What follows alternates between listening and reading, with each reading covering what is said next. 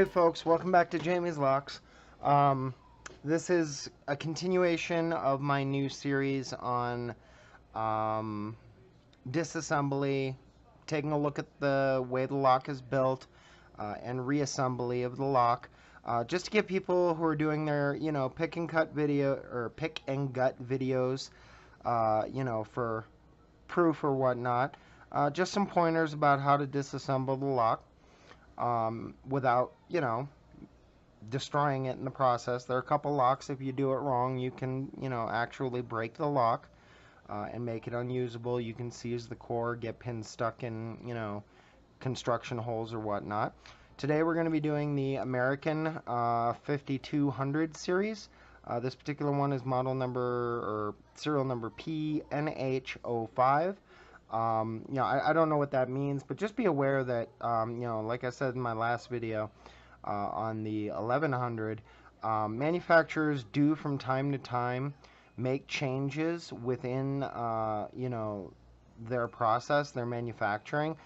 So what you see in this lock particular may not be exactly what you see when you got your lock. So let's get started. First of all, I gotta say that out of all the locks that are out there, I think I like this one just as my general purpose lock the best. It's not in the expensive range. I think these are like, 20, 25 bucks, depending on where you buy them, US dollars. They're pretty well machined. They're pretty heavy duty, hardened shackle, heavy duty body. Pretty good mechanism. It's not perfect, but it gets the job done. So first thing we're going to do is we're going to open up the shackle, and in this particular one there is a Phillips head screwdriver. So we're going to take that screw out from right there inside, and we're going to drop out the retaining cap and drill protection. Drop the screw out of the top so we don't lose it. We're just going to set it there on the pinning tray. Now, inside this particular lock, there is, just like the 1100, there is an anti-shim or bypass, anti-bypass disc. This one, I don't know if it's standard. This one has like some grease or something on it that makes it stick on the inside. I always try and fish it out just so it doesn't, get wedged in someplace, and we'll just set that aside. Otherwise, it is a standard American lock mechanism. There's no need to disassemble it anymore from here. You probably could, but unless you're trying to do a repair, like replace the spring or something, and maybe if one of mine breaks, I'll do a video on that. You don't generally need to worry about that too much. But there's the body. Don't lock it back up. If you do, just like the last one, you can just take a flat object. I can use my, my pinning tweezers or something. I have the bigger Sparrows one here.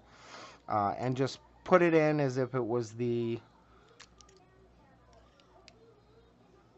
back of the lock, this flat portion, and just turn. Sometimes it helps to hold the shackle in, and you can get it to flip back out. So we'll just go ahead and set that aside. Now, as far as the core, this looks pretty much identical, and in fact I think it is identical to the 1100 core.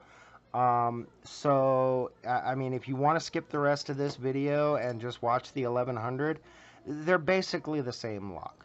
There's not much difference in them. This one's a little bigger, a little heavier duty, but I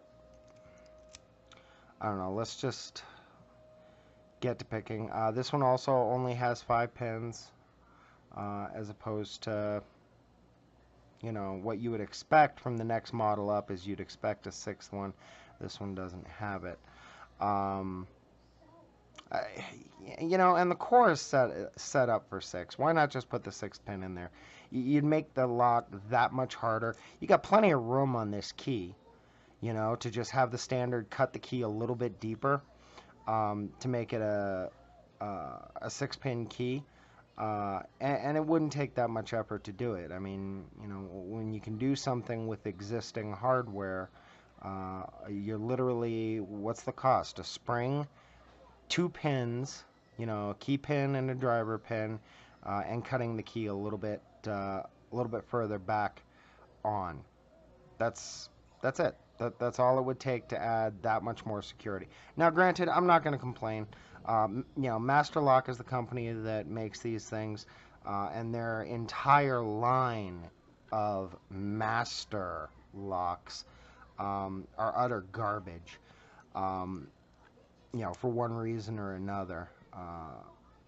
So I'm not gonna complain too much. The American locks here are leaps and bounds above.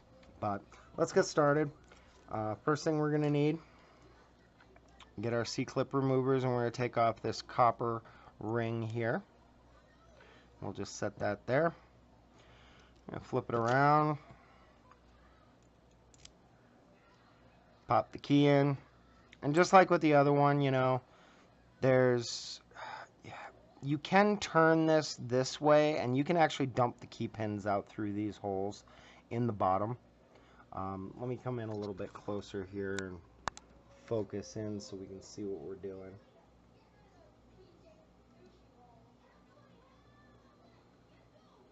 There.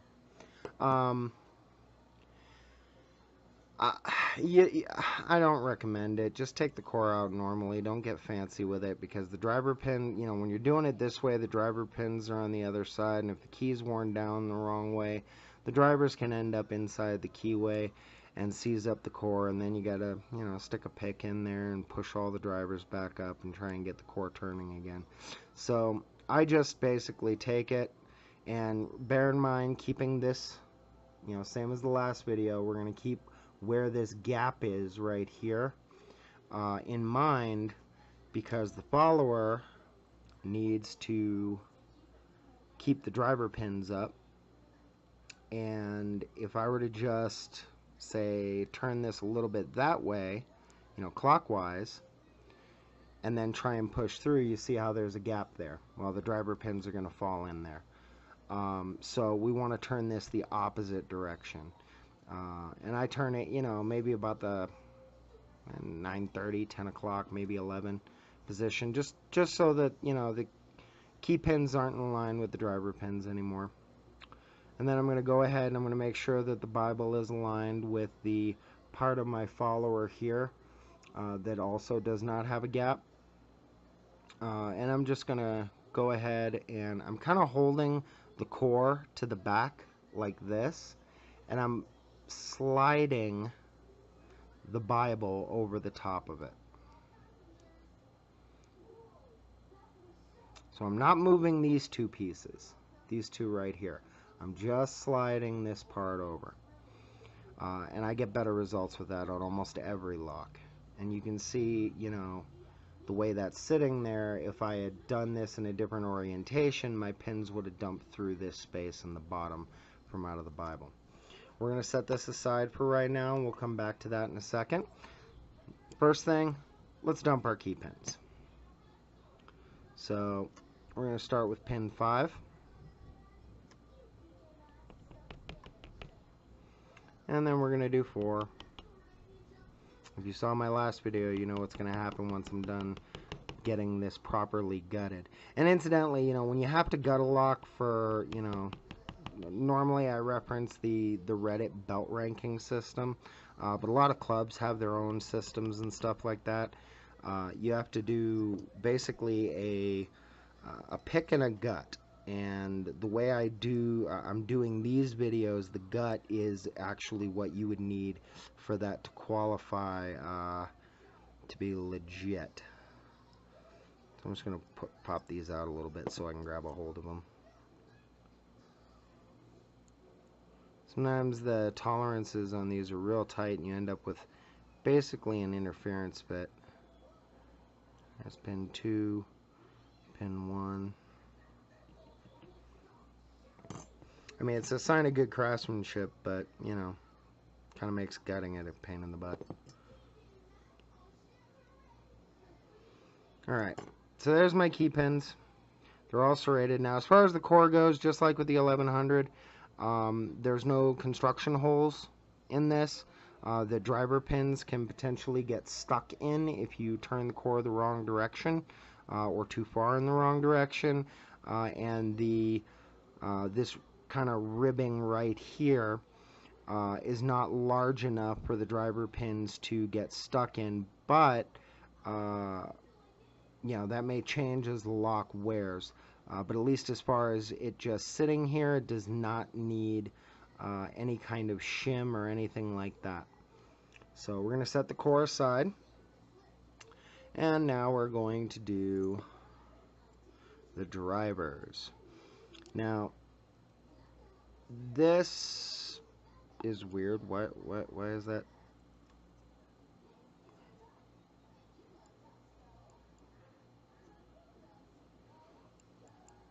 That was weird. Somehow my Sparrow's thing was like stuck closed. Okay, whatever. We're gonna take pin. That's a sticky pin. Is that the exact same? Yeah, it's the exact same size as that, and it just happened to get clamped in there. Cool. So pin 1 is a spool. Pin 2 doesn't have a lot of spring pressure. That is a serrated. And then we have another spool in 3. Oh, one of my springs came out. Don't know which one. Doesn't matter. They're all the same. Remember, if you're doing somebody's challenge lock, that may not be the case. And then there's the last spool for 5. So we've got spool, serrated, spool, serrated, spool. Not bad. I'll give you a close-up here in a second before I do what's coming next. I'm just going to dump out the springs. Remember, like I said, if you're doing challenge locks, I'm sure there's a high security lock out there someplace that uses different springs per chamber depending on what pins are above it. I have not seen one yet, but most of the time you're going to encounter all the same springs. If you're doing a challenge lock, though, one of the things people like to do to bugger other people up is put like copper behind certain ones and steel behind others. And just to be respectful of the person who made the challenge lock, you want to take a little bit more time taking it apart and making sure that when you put it back together, you put it back exactly the way the person who made the lock designed it. There's nothing else in this core to be aware of. There's nothing fancy. They're all standard stuff. And just like anything else, the way this Bible is set up, as you can see, there's no top access to it. So if you do mess up and put something in wrong after you put the core in, there is a potential to seize the core that way without being able to get it out. But sometimes, you can bang it and use a kinetic attack to get the pins to slide one direction or the other and get you to a shear line that'll let you take the core out. But let's get a close-up of the pins here.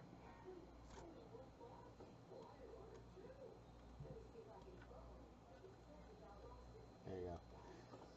This is your typical pin set for an American lock. Everything's either serrated or spooled, both. Those are serrated spools, you can see. Yeah. It's a hard lock to pick, you have to really know what you're doing, both with the serrated and with the spools. But we've already seen that before when I did my pick and gut on this particular lock. So let's start looking at how to put this thing back together. And most of you probably know what's coming next. We're just going to... We're going to dump everything. We're just going to move it all up into here. Okay, so you've had your worst case scenario. Your nightmare has come true. You've taken a lock apart for your video. You're all happy, but you dropped everything. Or your cat jumped up on the table, or your 2-year-old. And trust me, I've had that happen. with a lock that has like 14, 15 moving pieces, when your 2-year-old gets a hold of this thing and just goes, whee! Yeah, it's fun. But I was able to get it picked back together, or put back together. And I'm going to show you how to do that too when I get to that lock. But for right now, let's start. We take the core, and let's figure out what goes where. And just like with the 1100, I'm going to repin this in an order using all the original pins that makes more sense and kind of changes it up a little bit. So I'm not going to go back to factory spec on this particular lock. There we go. But let's get the key pins sorted first, because we're not going to change those.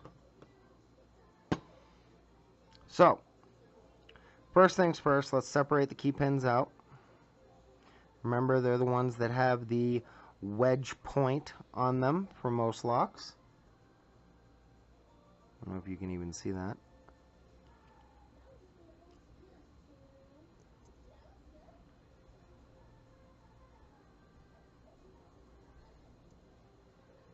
Okay, we got 5 pins.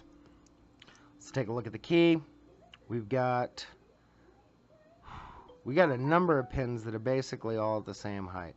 But it looks like pin 1 is lowest, followed by 4 and 5. So let's start with the longest pin in pin 1. Yeah, that looks right. And let's go with 4 and 5, which both look actually the same. And this is a factory pinning, you know, this wasn't pin special for anything. Whoops, that was 6. Yep, we're looking good. Now, just like with the 1100, you want it to be flush with the surface. If it's sticking up a little bit or sunken in a little bit, it may not be the right pin. I say may because there are some locks that just have really crappy keys, or maybe your key is worn down and is not working so well. Just keep it in mind. They should all look about the same when you're done. Now for the last two, we see that pin 2 is the highest cut, followed by pin 3. So that means that the shortest pin is going to go in 2. Followed by the final one via process of elimination. Okay, cool. So the core looks right. Everything looks good. One thing you can do is take the core without anything going on in it and just make sure it spins freely. You know, some locks will have some, you know, resistance on it because of the way they're designed. They're just really tight tolerances, but you can kind of tell if it's gonna, you know, be a problem or not, or if you got the pins right or not.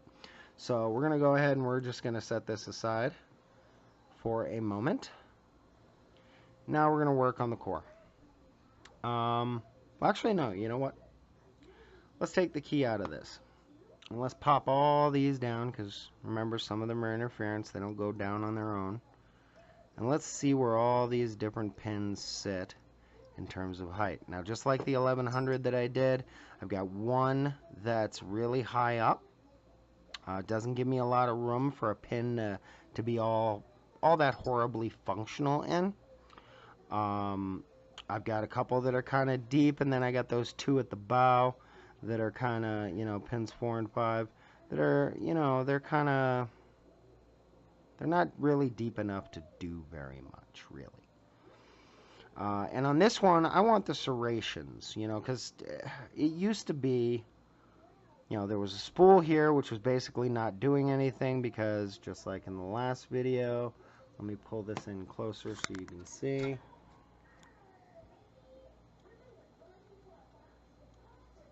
So just like in the 1100 that I had, you've got a spool pin that was in pin 1, or chamber 1, that wasn't really doing anything. I mean, the part of the spool that is cut in to be a spool doesn't even go below the shear line. So I'm not going to bother putting a spool there, because it's not going to do anything. We're going to put that one... one of the serrated to be there. It's not going to do very much, but it's gonna serve a purpose, and what it's gonna do is it's gonna serve like a gateway. I've gotta hit that one first before I'm gonna get a false set to be able to start working on any of the spools. For the other one, I think I'm gonna put that one actually, the other serrated. I'm gonna put that one in chamber 2. I'm gonna put that one super deep. That way, forces anybody picking it to get a lot of clicks out of it before it'll actually get to the shear line, and that might cause a problem for them. Now the rest, I've only got 3 left. They're all spools, and the spools on 4 and 5 are just barely enough that the bottom lip right there on the spool is going to be just below the shear line. So when somebody pops these two, they're going to get a really deep false set on them almost immediately. And since most people pick from front to back, there are exceptions, of course, but if they pick from front to back, they're likely going to hit this one, they're going to hit this one, and they're going to end up, because of these 3, in a deep false set. So you know what? Why not? Let's just leave it like that. So now 3, 4, and 5 are going to be spools. So that changes it up a little bit. It puts the spools at the back. Forces you with the pick to have to work at them at a shallower angle all the way at the back. It won't really interfere with somebody that's, an experienced picker. But if they're new to the game, anytime you can put something farther away from the front in terms of a security pin, the more grief you're going to give them in trying to figure out what exactly is going on with the lock. And especially considering American is usually pretty consistent on which types of pins are in what chamber, just changing the order of these can sometimes throw somebody for a loop. So let's go ahead, let's pop the key back in, let's get this lock put back together. Set that right there.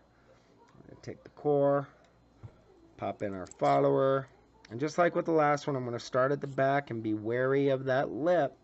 Whoops, sorry. Be wary of that lip. That's where the front of the lock has to go. Like that. If you put it in backwards, you'll never get the lock back into the body. So let's go ahead and let's start at the back with pin 5 again. Remember, we're going to skip 6. Because we don't have a 6th and I don't have a pinning kit, otherwise I would add a 6th. We're just going to pop that in. Whoops. I need smaller tweezers for the master pins. Okay, there we go. Remember, pop it in a little bit, force that follower right up against it, pop it in. Now I'm only doing 5 on this side. I'm going to do the rest from this side. Just to, do things differently. We're going to pop in all of our springs.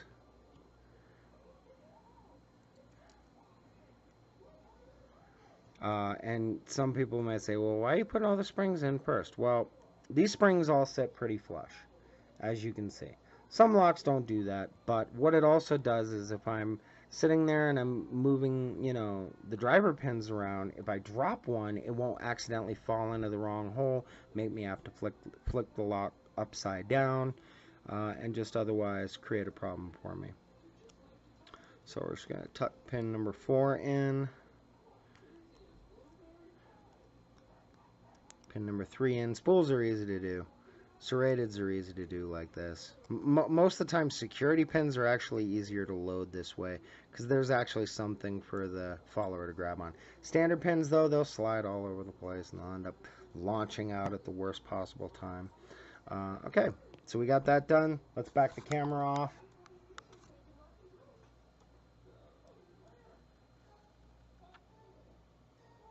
And let's finish the assembly.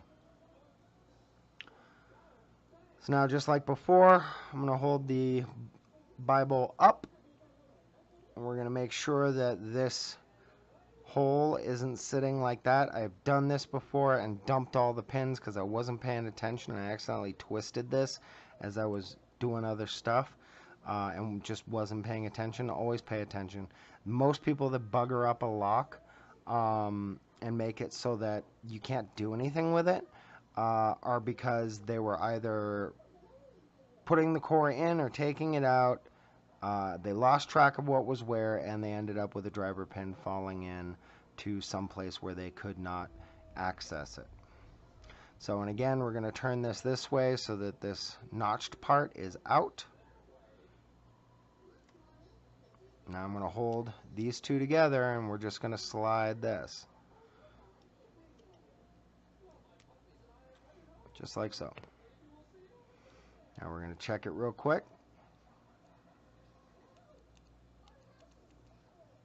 Oh, what do we have here? Something to be aware of.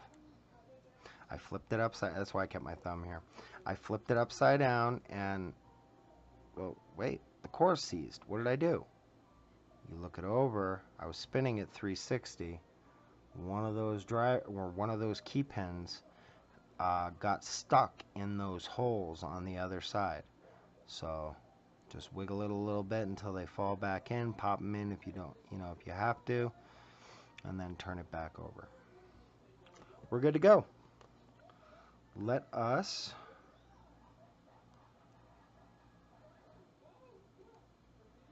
put that on there. Oh, and that's something to be aware of too when you have the key in and you're picking it.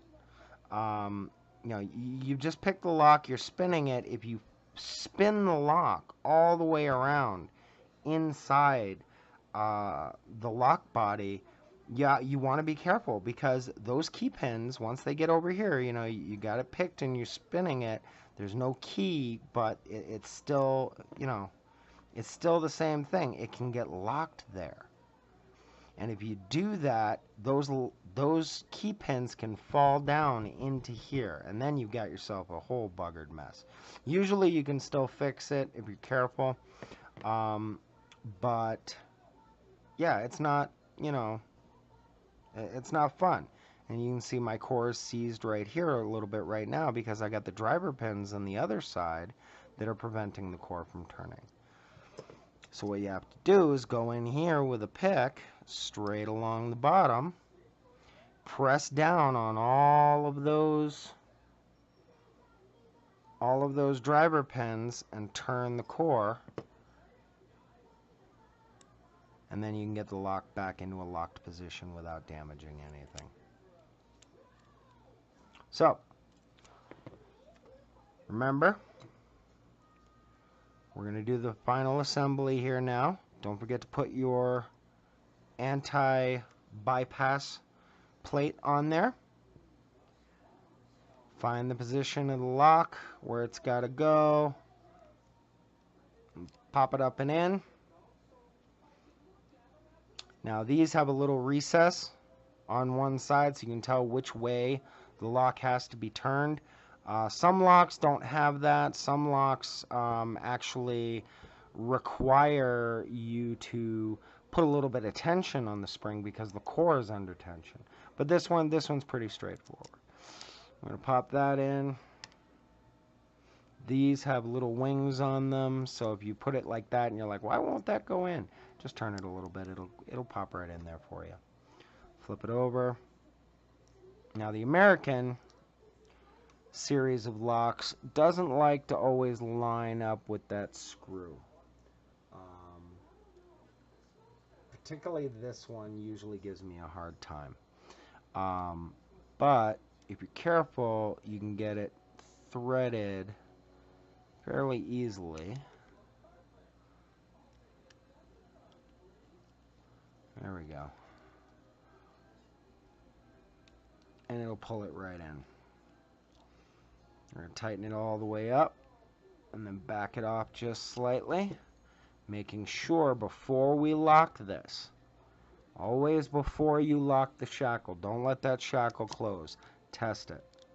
Make sure your core spins freely. If you've got it too tight,